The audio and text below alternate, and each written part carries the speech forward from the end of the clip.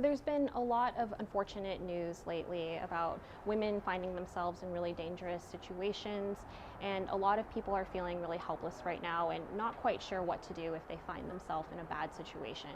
So today we wanted to share 8 tips with you on how you can make yourself feel a little bit more safe if you think that you're being followed, or if you actually do find yourself actively in a situation where someone is following you. So just a quick reminder, these 8 tips are not meant to be sequential.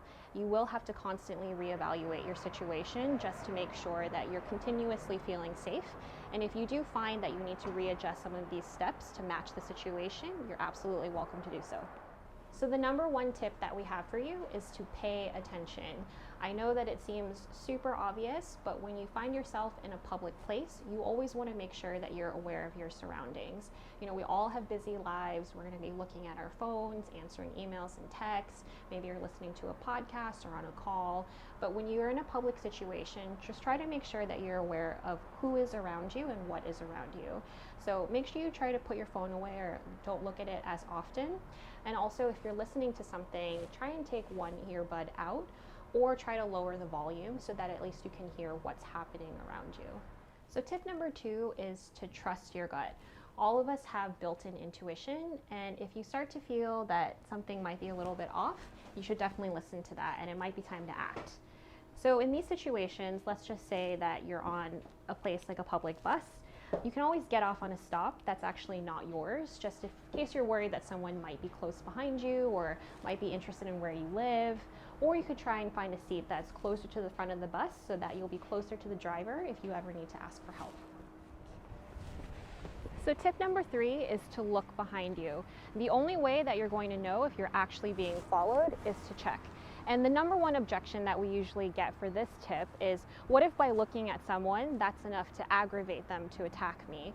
But unfortunately, if just looking at someone is enough to have them attack you, they probably had an intent that they were going to harm you at some point.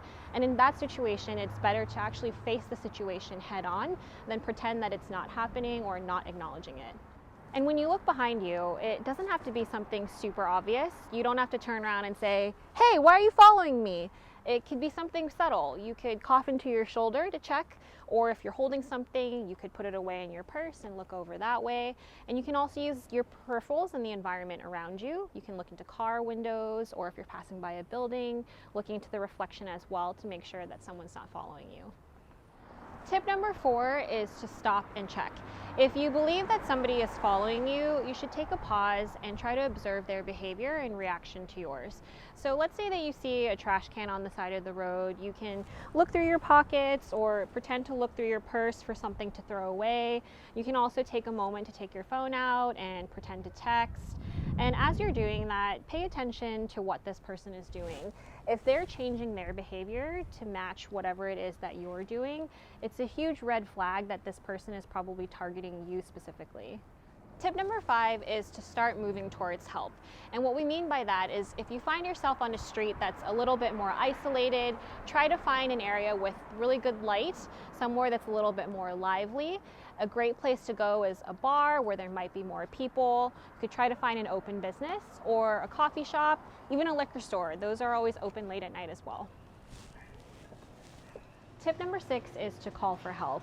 If you're in a business, a coffee shop, a bar, you can always talk to a shop owner, someone who works there, or you can try and find someone else who's in the same place as you are and ask them for help.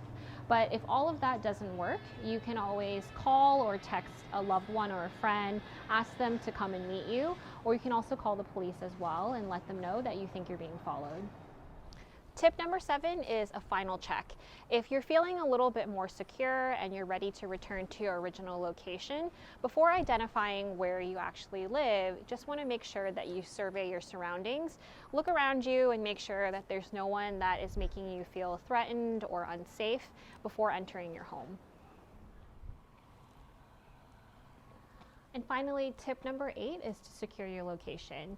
Once you've gotten home and you're feeling a little bit more safe, make sure that as soon as you come in, you lock your door and you double check that it's absolutely secure and there's no one else that's followed you in.